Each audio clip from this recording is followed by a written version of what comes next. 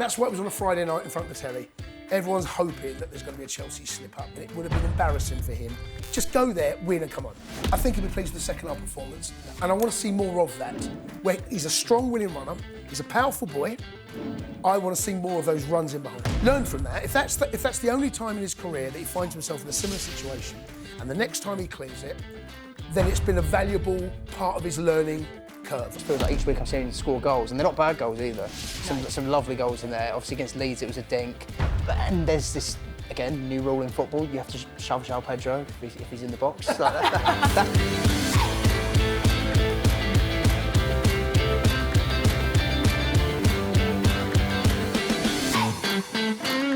Hello and welcome to Inside Chelsea, the show for Chelsea fans by Chelsea fans. This show is sponsored by BetMGM. Download the app or visit betmgm.co.uk. 18+, gambleaware.org. Please gamble responsibly.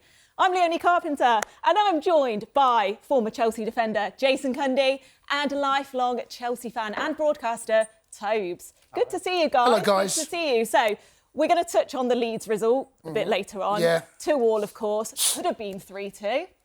Yeah. But we won't dwell on that. Yeah. But we went and smashed Hull in the FA Cup through to the 5th round. A comfortable result. How did you make it? Yeah, and it was comfortable in the end. I suppose you could make a case to saying that's the sort of scoreline you should see. But previous rounds we saw in the other cup, Cardiff and Lincoln wasn't quite as straightforward, was it? We put them to the sword like we did against Charlton. Get in there, do the job, come away. It was a potential banana skin. They're doing it right, Hull. They're doing really well. But they rested a lot of players as well, and I think they got their eyes on a bigger prize going up to the Premier League. In the end, it was a formality. Good for a clean sheet. It's always important. So, yeah, well done. You know, it's always difficult when you beat a team like that 4-0, and you go, well, you meant to beat them. Well, we did. Were you thinking 4-0 in the first half, though, Jace? No. I wanted, once we get... 2 goals, as we saw against Leeds, is never, ever straightforward, as it should be. And once we got the third, it was you could relax a little bit. There were 1 or 2 moments defensively where we did look like we might concede 1 or 2 chances, but overall, yeah, I was very happy with the result and performance. What do you make of it, Tobes? Yeah, it felt like it's a lose-lose, those games, because either you make a fight of it and it's, you're only playing Hull, you score 4, or you're only playing Hull, and then if you lose, or you let in that first goal, the atmosphere gets, especially on a Friday night, like it is a banana skin that we may not look like a banana skin. That's all you can really do. Like you said, we had Lincoln early in the season where it feels like we're fighting for our lives against a team that's a lot lower down the English leagues than Hull. So I was happy with it, and I was happy with quite a few players that probably needed a good game as well. It was good to see, and a good debut as well for Sarr. So there was a lot to like. Yeah. Welcome back to Sarr. Yeah. There we go. Let's compare this performance then to, say, the Maresca days. Yeah. More convincing? Well, since Liam's come in, we score a lot of goals. Even if you take out the Charlton and the game on Friday night, we still score a lot more goals. It feels we score a lot more goals. Keeping clean sheets is still an issue. That's something that we have always had, it feels, in the last 2 or 3 seasons, keeping a clean sheet. But when you go into games like that, and there's a ruthlessness to it that perhaps we haven't seen before under Maresca. And as we said, the Lincoln game was, my God, that was terrible. And you cannot defend that performance.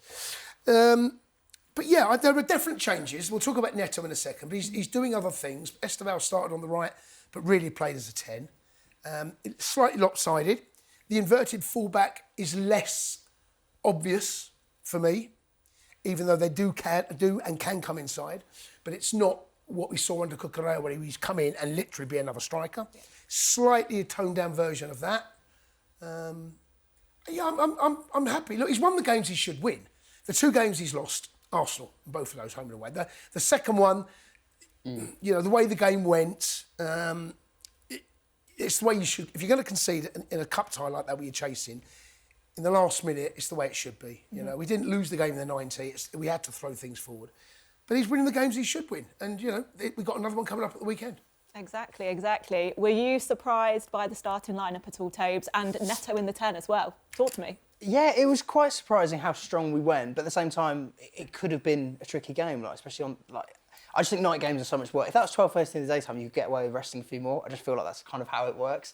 But he avoided that in playing those stronger players. And even, Neto in the 10, maybe the idea was not as rigid as that. It kind of felt like Esteval at points was drifting in and Neto would switch here and there. But in general, he did stick fairly central and obviously excelled there. Got a hat-trick, another hat-trick. We've had 2 in 3 games, I think it is now. So it's just what we do. It's what we do now. Exactly. I think there's a bit of freedom of expression more so with these attackers in comparison to Maresca. It was a bit more of like a rigid structure.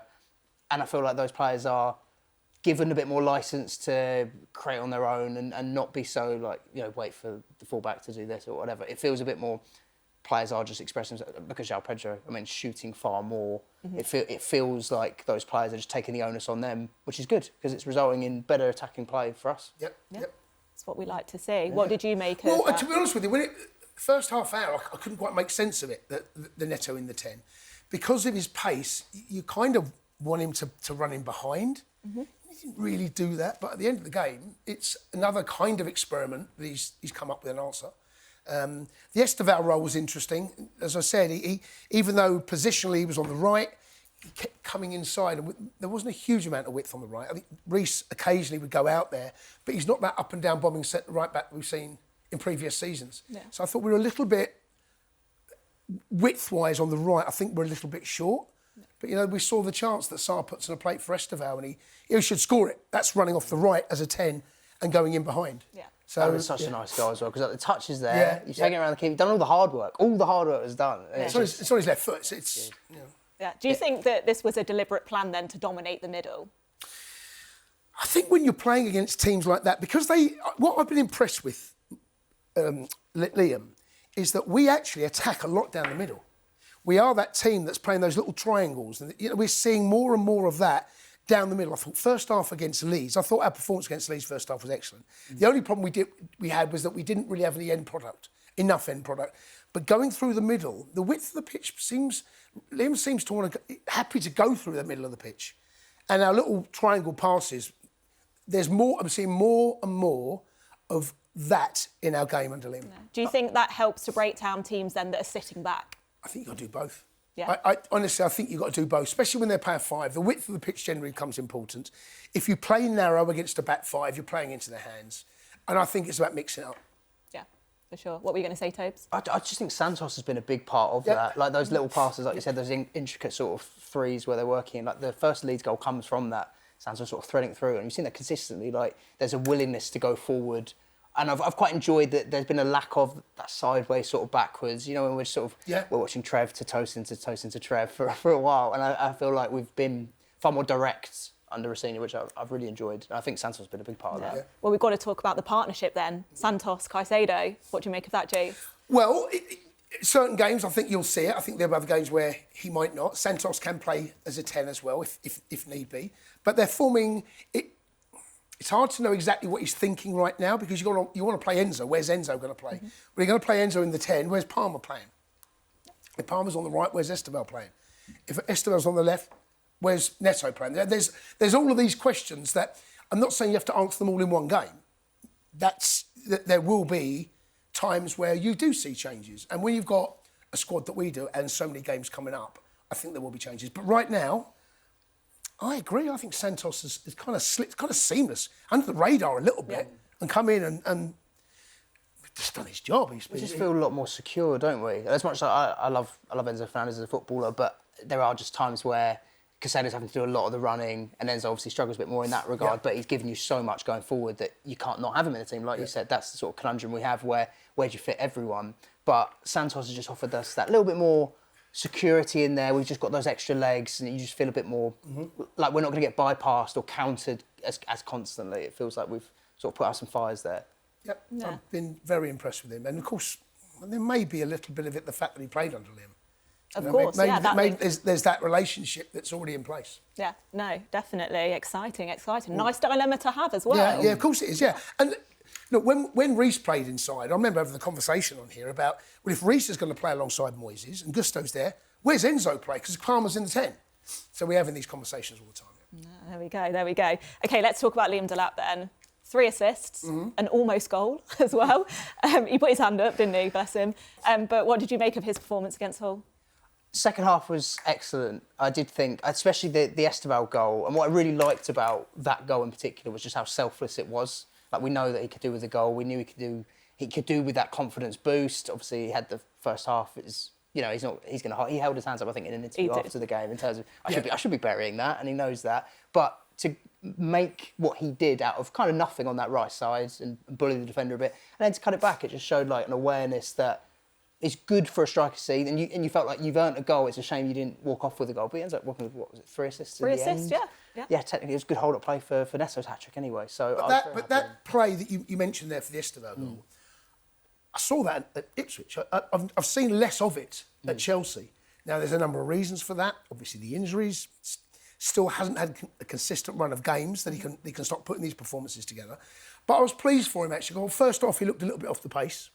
And even though he got 3 assists, that's not how strikers make their money. You know, he wants numbers in the other column. That's where his bread and butter is. That's where we will all judge him. At the end of the season, we may look at the assists, but the one we first look at in big block caps is how many goals you scored. Yeah. And that chance, it was a ricochet. He's done well to close it down. What did you make of that? Well, I kind of understand why he thought he went over the line, because he's seen the path, he's seen where it's gone. Yeah. But of course, once it doesn't, can you be a little bit more ruthless, a bit quicker? Hesitation slightly. Estevao was in the middle. Maybe that was on his mind with the Estevao goal eventually, that he felt that perhaps I should have passed. Therefore, that second time, he does give it to Estevao. Yeah. I think he'll be pleased with the second half performance. And I want to see more of that, where he's a strong, willing runner. He's a powerful boy. I want to see more of those runs in behind. Yeah, I mean, it was like, he was being a battering ram for that, like you said, for that goal that he created. And we had trouble with Liam Delap playing Ipswich last season. Oh, don't. I was there. Because of that. I was there. Yeah, Portman Road, 30th of I want to see December. more of that. Yeah. Liam Delap. Because we know it's in there. Yeah, for sure. I know it's different. When you play with Chelsea, teams set up differently to what they do against Ipswich. So there is going to be other conundrums that he has to solve. Yeah. Would you say, Tobes, that he is still a raw player then? Yeah. He's not the refined article, obviously, and people spoke, I think, saying maybe there should have been a club in between that move. But potentially, yeah. Yeah, but this is, it's about him taking the onus on him to develop. And it's hard at the moment. You've got João Pedro banging in goals for fun, having excellent performances. He had his injury. Like, it's not been the easiest pathway for Delap to develop just yet. But the more minutes he gets under his belt, hopefully confidence and goals come with that. Needs goals. Yeah. Assists are great, but you need goals. That's as simple as that. And even if it comes off like a blocking from a goalkeeper, you need those. I remember Torres, you'd be like willing those ones to go in, where you just think, we need that boost. What a throwback. Yeah. No, for sure. But Rosenior was full of praise for him as well. And his movement, we've got to talk about his movement too. Yeah, I'd still like to see more of what I saw second half, because, as I said, he's capable of doing it. Liam Rosenior is going to back him. Of course he is. But the goals count. And I think what we've got to try and do is get him in more of those goal-scoring opportunities. It's not like he's missing hatfuls either, you know? No, you're right. I think there's been a few times where we seem to find João Pedro more.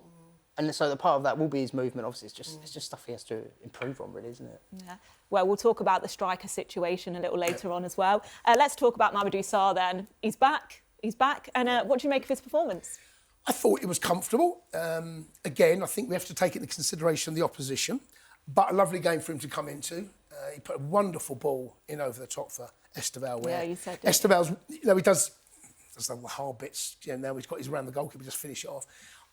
Comfortable. Look. It's difficult to gauge, but from what I saw on Friday night, there's something to look forward to. Yeah, perfect game for him to start then, yeah? Yeah, it was, and a David Luiz-esque pass. It felt like a real throwback there to when pick out Pedro. But I really enjoyed his performance just because it looked comfortable. You weren't thinking about him loads, and that's probably the biggest compliment you can kind of pay him in that regard. But there wasn't really much, like I said, there wasn't too much to go off or too much to analyse, partly because of the opposition. But he looks tall. So I was like, okay, tick, yeah. That's going to suit you in the Premier League. Like, see how he feels out. Obviously, incredibly young, but there was no notes in terms of anything he did badly. No. Yeah. Yeah, very, very impressed, very comfortable. He would have looked back on that first performance and enjoyed it. You know, what's not to love? A clean sheet and 4 goals. For sure. And do you think he will be the understudy then to a Trevor Chalobah? Maybe, possibly. We just don't know. We've still got Josh. We've got to talk about Josh as well. You know, we've got a lot of options at the back. huge amount of options, actually. With Badia Shield still very much part of it. Levo Cole's got to come back from injury. Yeah. You know, we've got a lot of young centre-backs. Yeah. Do you think, then, let's talk about centre-backs, do you think Fofana is a good pairing for him, for Mamadou Sarr? Yeah, I think they looked comfortable against Hull, but realistically, it's one of those ones with Fofana, we're sort of managing his minutes, trying to get him back to playing consistent football, because it's been a number of years since he's had that. So there's always that sort of question mark, and we've got a few question marks in our squad with those kind of things where they have their injury issues. But I do like Wesley Fofana. I think he's a really good player. And at the moment, it does feel sort of like Chalobah and Fofana are the starting two, does feel that doesn't way, it? Yeah. Like, they're our main two centre-halves. Yeah.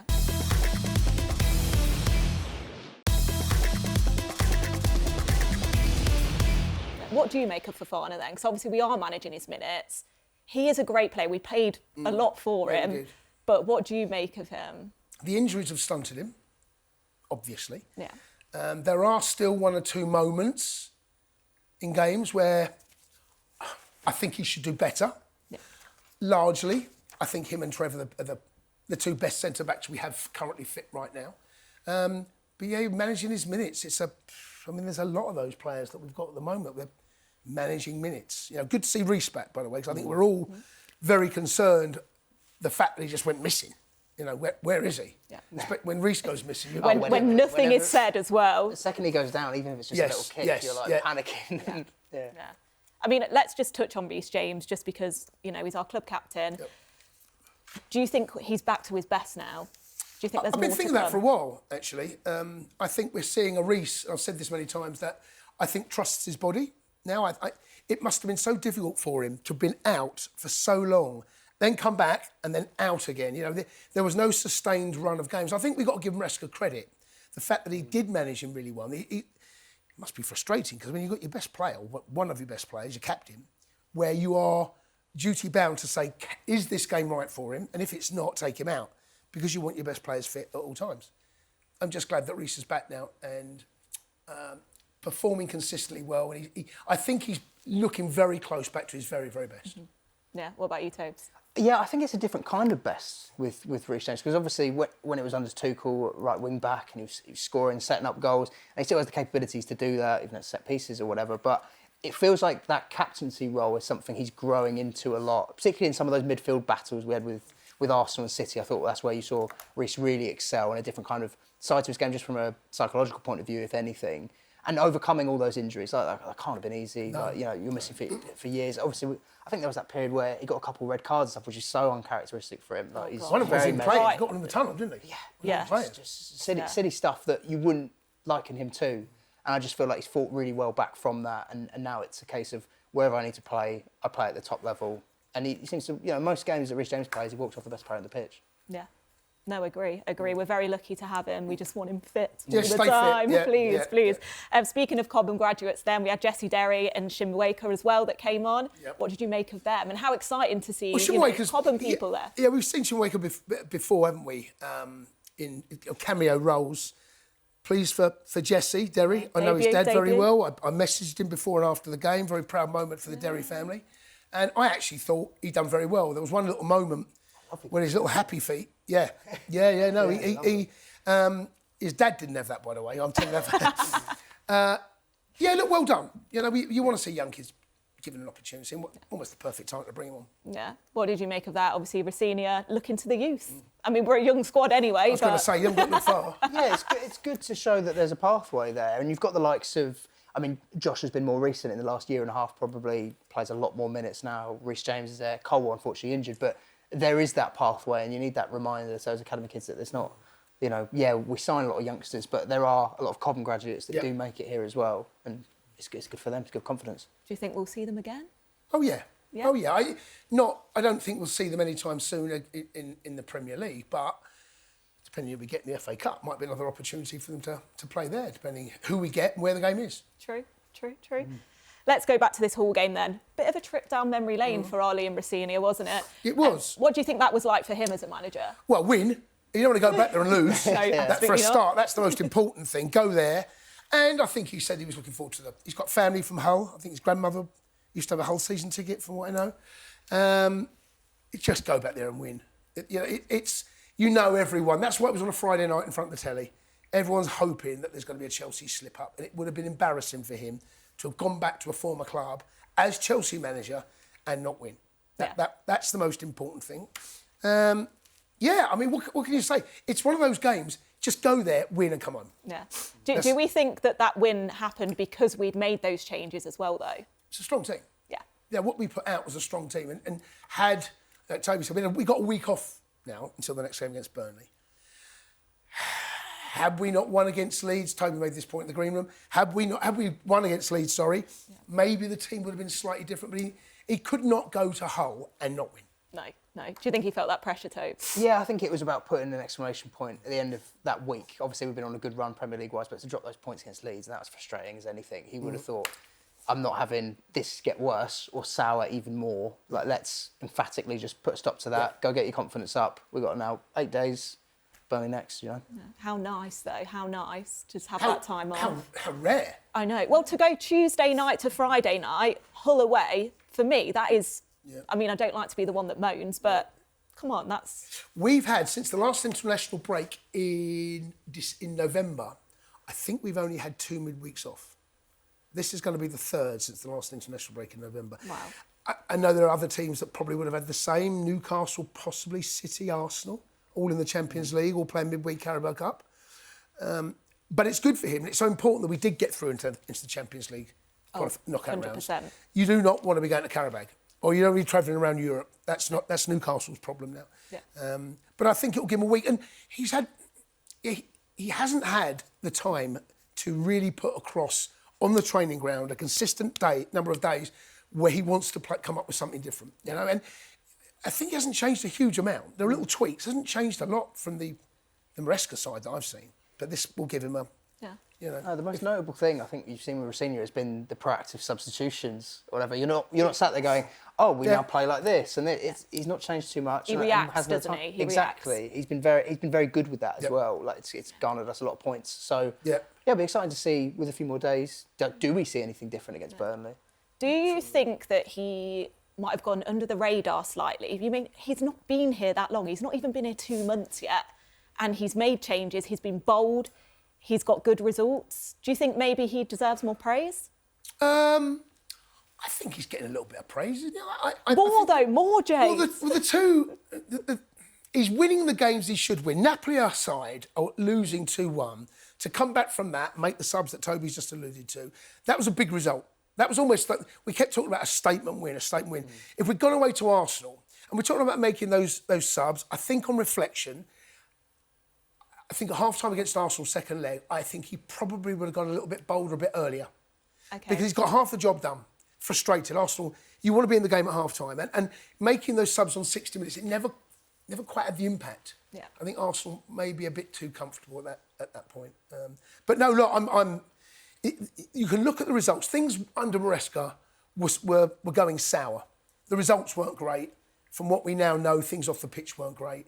What a lovely situation to come into, by the way. We were 4th, 5th when he came in. Yeah. Still in the FA Cup, still in the League Cup, still in the Champions League. You know, there's a lot. There's a lot that he can come in and go, wow, these opportunities do not often come up halfway through. Well, they do at Chelsea, but you take my point. Yeah, no, of course. But with all those competitions comes lots of games, doesn't it? And the way he's managed those games, are you impressed by that so far? Yeah, I've been impressed with his management of the games. It's more so, I just think he's taken the focus completely off the players. I think that's what's allowed them to thrive. I think I said to you last week, in terms of, it's all about him, whether it's his touch on the sideline or he's done a David Brent or whatever it might be, and he's had a bit of stick for that. Yeah. He's taken the focus off players that have been struggling. We were on a really poor run of form, and games that, at the moment, that we're winning because we should be winning, we weren't winning. So it's taken that shift, and I think that's why you've seen a bit more freedom of expression from them, and they seem to be enjoying it. So credit there. Good relationships building, aren't they? And he seems like a nice guy you'd want to hang out with as well. So yeah, I love the fact, the age of him. I think there can be an element of where they can really relate to him.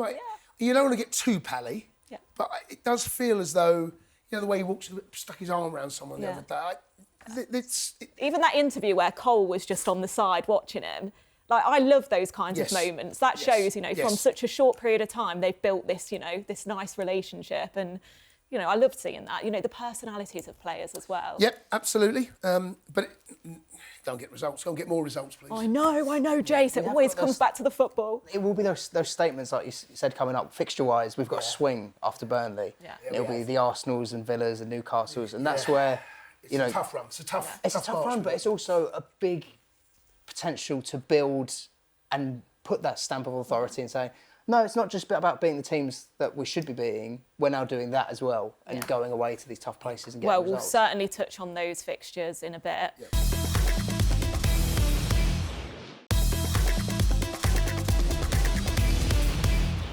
But we've got to touch on that Leeds game. Sorry, Yes. guys. But what was it, Jace? Was it a lack of concentration? Why were we 2-0 up and then drew the game 2-2? I think it probably still tells us that this team has frailties. We do not deal with setbacks very well. This has been a reoccurring theme. Still feels though you can't quite trust them. Leeds were terrible. We were really good. And to have thrown away a 2-goal lead the way we were playing, and when they got the equaliser, my concern was that we were going to go and lose it because Leeds, the crowd away in the shed end, they were up for it. They can't quite believe they're back in the game. And we looked a bit shell-shocked. And there are dozens of games over the last couple of seasons where we get a punch on the nose and in boxer terms, we go on the ropes and we can't quite clear our head. And I still think there's an element of that, a little bit of naivety about us. I'm very much alive and well. Hopefully we'll grow out of it.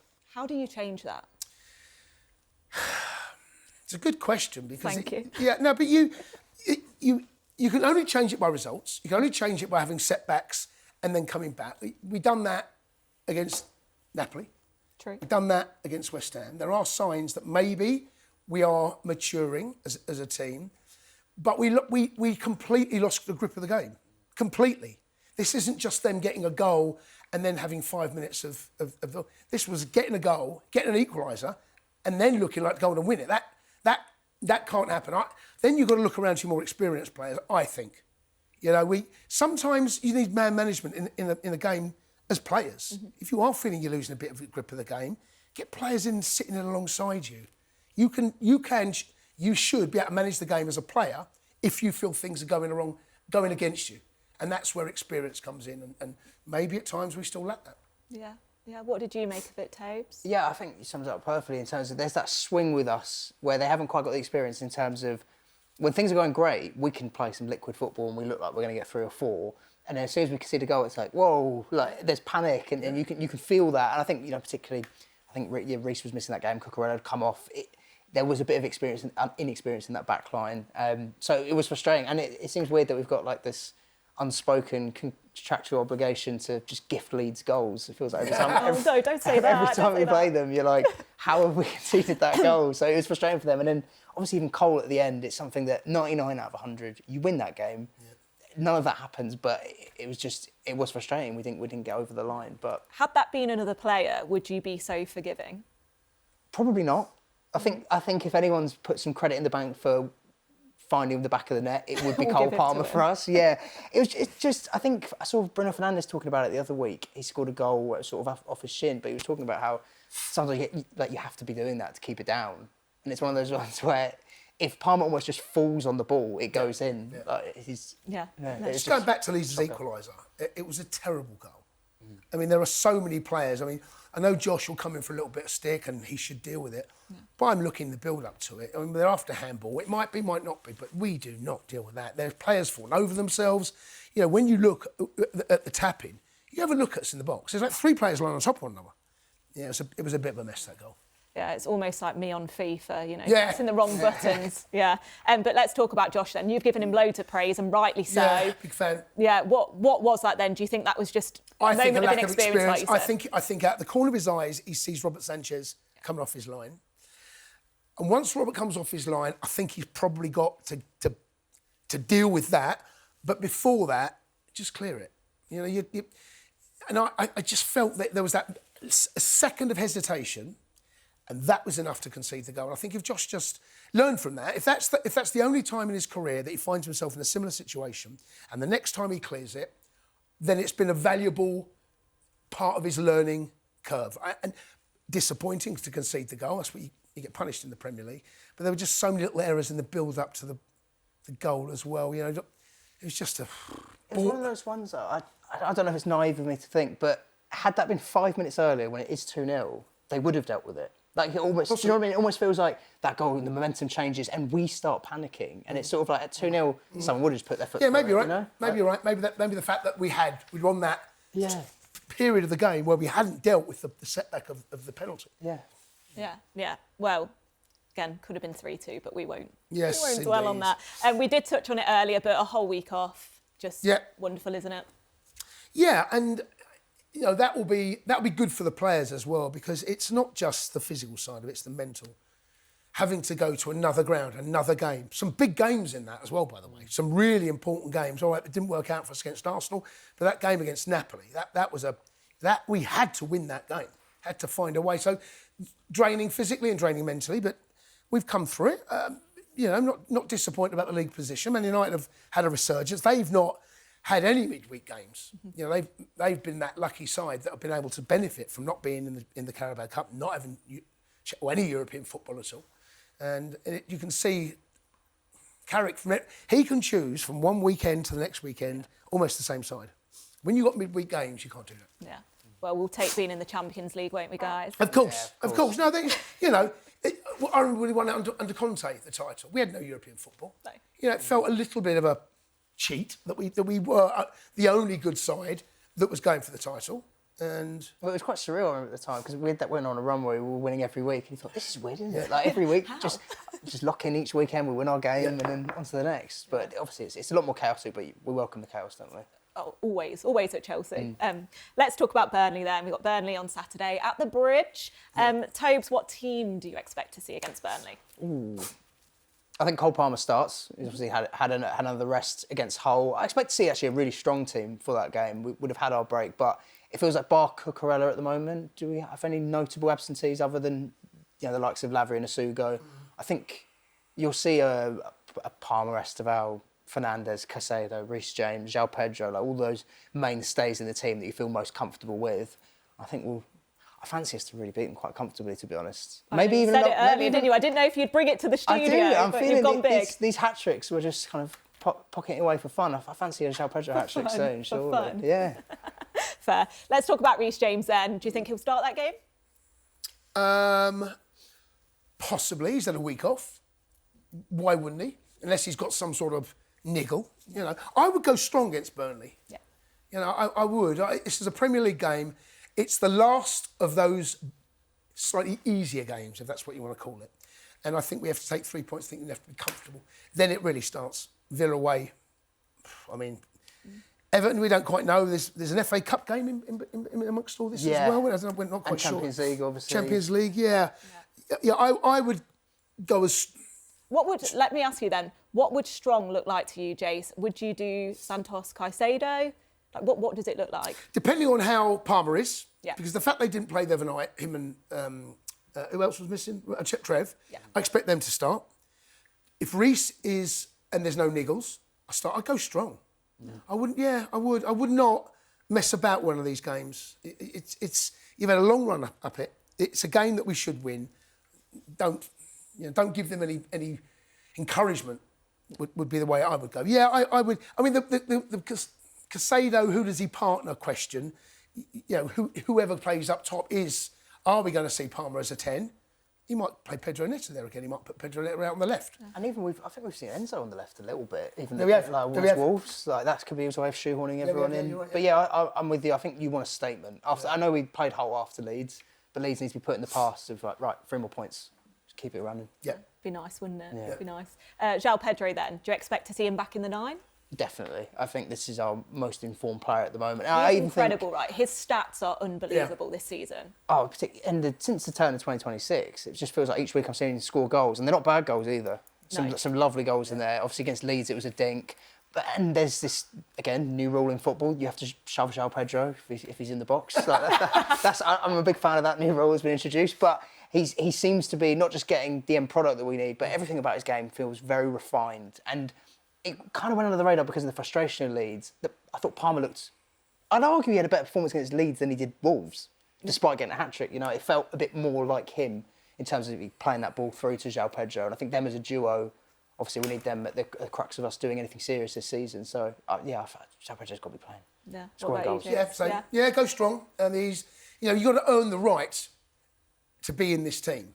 And I wouldn't be resting any players. There's one or two players he can put in and take out, but I think João Pedro deserves to play. Yeah. And you've both kind of mentioned it, but Cole Palmer, you expect him to be playing this game. Yeah. Maybe even a hat-trick, first half hat-trick again. I wouldn't put it past him. I wouldn't put it past him. I feel like we're slowly but surely getting him a bit more fit to the point. And it also shows confidence. You know, goals are confidence, 4 and 2, albeit 3 of them are penalties. I don't think it really matters. It's still about him finding his feet. And that João Pedro one was probably where I felt most pleased in terms of threading someone through, being creative. Because that's probably been that side of his game you've seen a bit less of since returning from injury. Would you play him on the right, maybe, which then we wouldn't see Esteval, Enzo in the 10? I've got to have Esteval in there for me. Yeah. Like, I love watching that boy play, but I'd probably I haven't minded Enzo on the left. Like, I know we've had Cucurella there, so maybe it'll be a bit of a different job for Hato, but I want to shoehorn in the best players, and I think at the moment those are our best players. So does that mean no Neto then? I would have Neto on the bench, despite a hat-trick. I would probably have Neto on the bench maybe against a Burnley. In that block of games we have where we are going to have to do a bit more defensive, I think that's where Neto has a lot more sort of understanding than Esteval at the moment in terms of helping coming back. Whereas I feel like against Burnley, these players could really express themselves and beat them comfortably. Interesting. Yeah. Would you start him on the bench? Oh gosh, give me the squad. I mean, possibly. Esteval played the whole game, right? The weekend. Sorry, Friday night. Mm. Yeah, he might take him out. Put Palmer, Neto on the. He's got choices. Yes. There's no one size fits all with this. There are so many different options that he's got. As we saw playing Pedro Neto in the 10, which come away with a hat trick. I didn't really see how it was working first 20 minutes, but eventually he comes away with a hat trick, proven right again. He's got plenty of choice. Yeah. And that's a good thing, by the way, because you think we went back sometime last season where the best team was actually injured. You looked at the team that was injured and then the team that was fit, you're thinking, so that, thankfully, that continues for the rest of the season. Yeah, and how nice as well to see Pedro Neto get the hat-trick, Liam Delap get his hat-trick of assists, 2 players that have had a bit of heat on them as well. Yeah, it's good for confidence. And also unfair heat, really. Especially I agree. I think Pedro Neto works incredibly hard for us, and I do think he plays an important role in this team.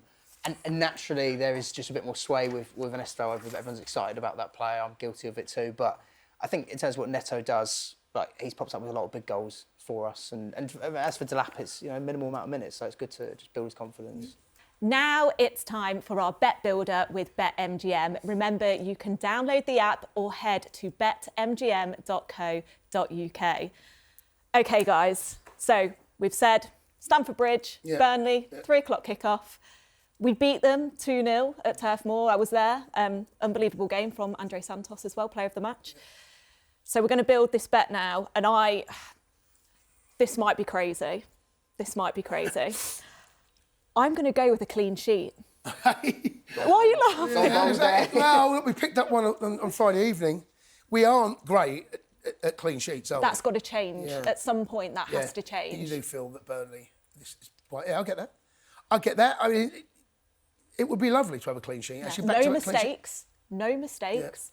Yeah, I talk about that team that can be a little bit flaky when things go against you. We saw that, didn't we, against Palace? We saw that against Wolves. It's like... I feel like I don't go a Premier League game without watching Bob at some point shout at the defence towards the end of the game. Yeah. And it's a win, but it just takes that little bit off of it, Well, look, he's off the Golden Gloves, right? That's why and it matters. Yeah. Clean sheets matter. Yeah. And okay. I'm a big Rob Sanchez fan as well, and I will always give him the credit that he deserves because, as we know, he's a brilliant shot stopper. He's saved us a lot of points, and when it matters, a lot of the time he does. He's pulled off some ridiculous saves this season. He's had a fine season. Yeah. So I'm going optimistic then. Clean sheet. Right. Jace? I'm going to go pretty boring. Chelsea to win. Fair. I mean, that's feels a safer bet as we've had in a long time at home, really. Yeah, Chelsea to win. I fancy over 3.5 goals. I feel like we're goals galore at the moment. and this will be this. I fancy us to hammer them. I really do. I think we've got a strong team. We've got a bit of a break. We know what we've got next. There's no second guessing or anything. I really fancy us in this one. There you go. There we go. Well, the odds are on the screen now.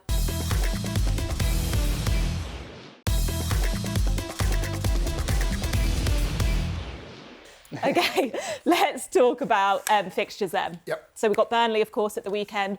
A trip to the Emirates. Yeah, we've got, as we touched on, it's a very, very tough March. We've had a nice little run at this. Aston Villa away after that. I mean, we know how tough it's going to be Arsenal, right? Best team in the country. They're top of the table for a reason. Yes, of course. That's why it's so important we take 3 points against Burnley. And then we've got Aston Villa away as well, which... Night game as well. That's as tough as they come. Newcastle, I mean, we're at home. They don't travel well at all. I know they won the FA Cup at the weekend, but they have not been travelling well. Everton away, their home form is pretty... I mean... I don't feel like it's as bad as Goodison. I don't know why. I just get the impression with that pitch. Do you know what I mean? Goodison felt so close quarters. A bit like Upton Park used to seem a bit more of a harder game than the London. I don't know. The pitch seems bigger. It kind of suits us more. Their record at home, it's not been great. No. It's not a fortress. Could play into our favour, and of course we did well at Stamford Bridge against Everton as well. So, was that Cole Palmer hat-trick again? Yes, it was. I knew it was. I just wanted to... Yes, it was. Yes, it was. Well. And then, Tobes, you made a really good point earlier about Newcastle. We could potentially play them quite a few times, right? Yeah, so it's 50-50 whether we get Newcastle or PSG in Champions League. And if we were to get Newcastle, we'd have them 3 in a row. And there's potential, obviously, this is prior to the FA Cup draw. We could have them 4 games out of 5. That's horrific. I don't want to play Newcastle that much. No, we'll be bored. We'd be bored of one another, wouldn't we? Yeah. So we could end up getting to know Newcastle very well in March, but hopefully they're all winning. Well, this will be out after the FA Cup draw, so we might be playing Newcastle. maybe Carabao beat them. Who knows? So. Yeah, there we go. And then, of course, I've got to mention Man City at home on my birthday. Yeah. Just so everyone knows it's my birthday then. Yeah, I mean, they're always tough games.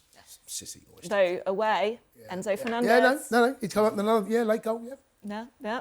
Title race will be heating up around then as well. Hopefully we can impact it soon, right at the start of March. Yes. Yeah. Okay, let's talk about our striker situation then. We have been linked with a few. Strasbourg captain Emmanuel Omega is coming in the summer, as we know. Thoughts on that? Don't really know much about him, if I'm completely honest. What's happening with Jackson? Interesting. Yeah, so Bynum said they situation, won't... what does that do with Delap? Yeah. But would you take Jackson back? I'd have a look at him. Yeah?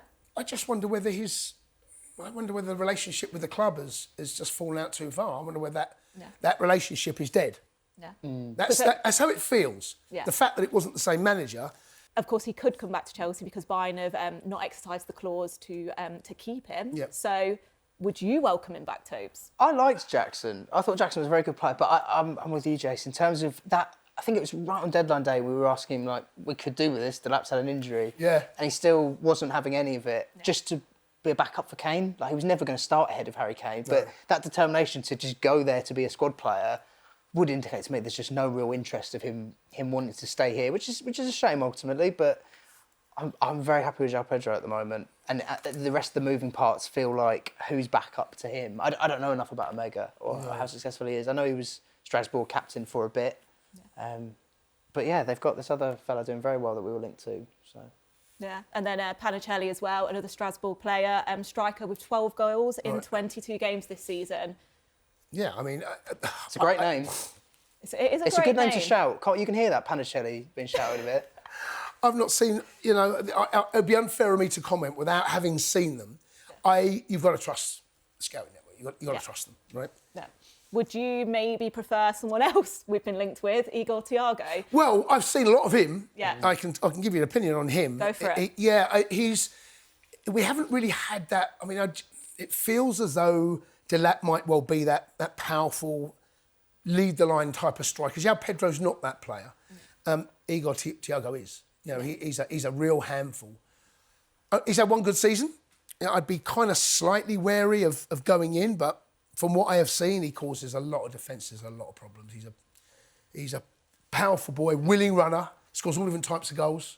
Yeah. I mean, do you know what? It doesn't surprise me with England. No, it doesn't. But also, he's quite old. He's 24. So what do you make of that? Would we go for a 24-year-old? Obviously, I don't know, yeah. bit of tongue in Maybe cheek the nursing there. home for Thiago. It's a bit past the sell-by date with us. But, it's been this season, obviously, he came back from a difficult injury as well, Igor Thiago. Yes, that's right. So He was injured all that's last been a big thing. And for Brentford, I mean, to have your debut actual season and no one's even speaking about losing Mbeumo, I think you've made some impact there. Yeah. And Visser, actually, yeah. And the fact that City are also interested in him, do you think that might sway us at all? Oh, I don't know. Yeah, sometimes we do like to dip our toes in if other people are interested. It's kind of like the Semenyo one. We were suddenly in and then out. I don't know if that's just drumming up interest because you're kind of second-guessing all that sort of stuff. But it wouldn't surprise me if City were in for him just because they've kind of missed that figure since Alvarez left, obviously. Yeah. They're willing with him as well, aren't we, Alvarez? Yeah. Oh, gosh. Yeah, the list goes on, doesn't it? If we were to bring someone in then, do you think maybe like a Liam Delap could go out on loan? Yeah, I think probably, and I think he will. If he doesn't, he might ask, because you don't be third choice. If you're playing one striker, you do not want to be third choice. Your minutes are going to be very, very limited. Now, I suspect that if is the case, and I don't want to get rid of him. I think there's still a player in there worth persevering with. From what we saw at Ipswich, it's been a tricky time for him, but he needs to play. Yeah, there's him sitting on the bench, being third choice striker. That's not good enough. No. In his short sleeves as well. Can we just touch on that? He's the only player to wear short sleeves. Well, he's a tough boy, isn't he? Yeah, he rolls his sleeves up. Like sometimes you'll see him getting involved in scraps. That doesn't surprise me. He's up for it, isn't he? Tobes, would you want to see him go out on loan? Do you think that's an effective move for him? It depends what we bring in. I mean, I know, like I said, we've got Omega coming in, so maybe he would. I quite liked it. Was it a few years ago when we had sort of Costa, Remy and Drogba? Like we had those three roles. That's good to have. But Remy was always that third choice. Yeah, wasn't but he? He was comfortable with.